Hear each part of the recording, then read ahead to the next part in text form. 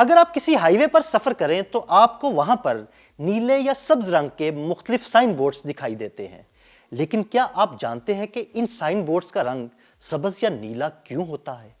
اگر نہیں تو آئیے ان سائن بورڈ سے جڑے دلچسپ حقائق سے پردہ اٹھاتے ہیں۔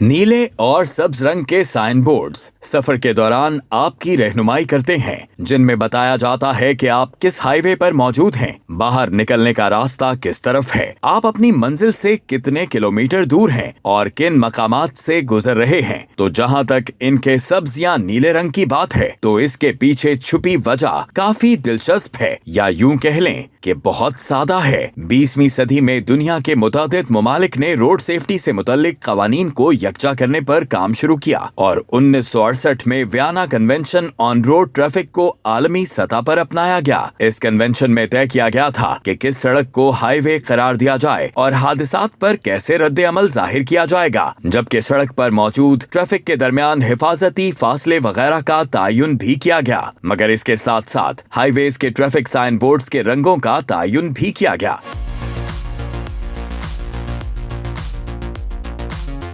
کنونشن میں شریک ممالک کو ہائی ویز پر بورڈز لگانے کے لیے نیلے اور سبز رنگوں میں سے کسی ایک کو اپنانے کا آپشن دیا گیا، تو دنیا بھر کے ممالک نے، چاہے وہ کنونشن کا حصہ بنے یا نہیں، انہوں نے ہائی ویز کے ٹریفک سائن بورڈز کے لیے سبز اور نیلے رنگوں کا استعمال کرنا شروع کر دیا۔ مثال کے طور پر جرمنی، فرانس، پرتگال، اسپین اور پولینڈ وغیرہ میں نیلے سائن بورڈز استعمال کیے جاتے ہیں، جبکہ امریکہ، فن لینڈ، سویڈن، یونان، ترکیہ اور سوئٹزرلینڈ میں سبز سائن بورڈز کا استعمال کیا جاتا ہے۔ پاکستان میں یہ دونوں رنگ ہی مختلف ہائی ویز پر استعمال کیے جاتے ہیں۔ صرف ان دو رنگوں کے استعمال کی وجہ بھی سادہ ہے، اور وہ یہ ہے کہ ان رنگوں کو آسانی سے دیکھنا اور پڑھنا ممکن ہے۔ ہماری بینائی ان دونوں رنگوں کو آسانی سے پروسیس کر لیتی ہے، اور ایک اور وجہ یہ ہے کہ ان رنگوں کے سائن بورڈز کی رنگت آسانی سے ماند بھی نہیں پڑتی۔